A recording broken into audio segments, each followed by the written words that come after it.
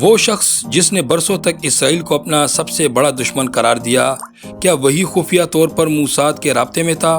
اگر یہ دعویٰ درست ثابت ہوتا ہے تو یہ مشرقی وسطی کی تاریخ کا شاید سب سے حیران کن انٹیلیجنس آپریشن ہوگا۔ امریکی اخبار نیو یارک ٹائمز نے اپنی ایک تہلکہ خیز رپورٹ میں دعویٰ کیا کہ ایران کے سابق صدر محمود احمدی نژاد، جنہیں دنیا اسرائیل کے سخت ترین مخالفین رہنماؤں میں شمار کرتی ہے، دراصل اسرائیلی خفیہ ایجنسی موساد کے ایک خفیہ منصوبے کا حصہ تھے۔ رپورٹ کے مطابق یہ منصوبہ 2022 میں شروع ہوا، جس کا مقصد ایران میں رجیم چینج کے بعد محمود احمدی نژاد کو دوبارہ اقتدار تک پہنچانا تھا۔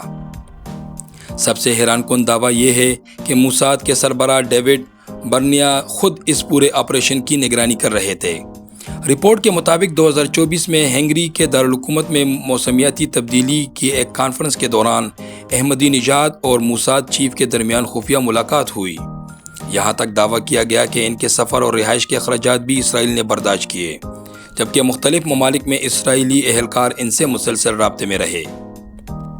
یہ وہی محمود احمدی نژاد ہیں جنہوں نے 2005 سے 2013 تک ایران کے صدر کی حیثیت سے امریکہ اور اسرائیل پر سخت ترین تنقید کی، ایران کے جوہری پروگرام کو آگے بڑھایا اور اپنی جارحانہ تقاریر کی وجہ سے عالمی سیاست کا مرکز بنے رہے۔ تو پھر آخر ایسا کیا ہوا کہ ایک سابق اسرائیلی مخالف رہنماؤں کو اسرائیل ہی دوبارہ اقتدار میں لانا چاہتا تھا؟ رپورٹ کا دعویٰ ہے کہ اقتدار چھوڑنے کے بعد احمدی نژاد کے تعلقات ایرانی اسٹیبلشمنٹ سے انتہائی خراب ہوتے گئے۔ انہیں کئی انتخابات میں حصہ لینے سے روکا گیا، انہوں نے حکومت پر بدعنوانی اور نااہلی کے الزامات لگائے اور خود کو عام ایرانی عوام کی آواز کے طور پر پیش کرنا شروع کر دیا۔ نیو یارک ٹائمز کے مطابق امریکہ اور اسرائیل کے ایران پر حملے کے پہلے ہی دن احمدی نژاد کے محافظوں کو نشانہ بنایا گیا تاکہ انہیں مبینہ طور پر آزاد کرایا جا سکے۔ بعد ازاں انہیں ایک محفوظ مقام پر منتقل کر دیا گیا، لیکن رپورٹ کا کہنا ہے کہ وہ اسرائیل کے منصوبے سے مایوس ہو کر وہاں سے چلے گئے۔ اس وقت ان کی موجودہ صورتحال بھی ایک معمہ بنی ہوئی ہے۔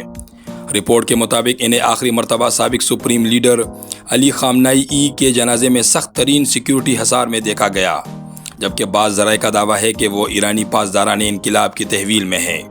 تاہم اس کہانی کا دوسرا رخ بھی انتہائی اہم ہے۔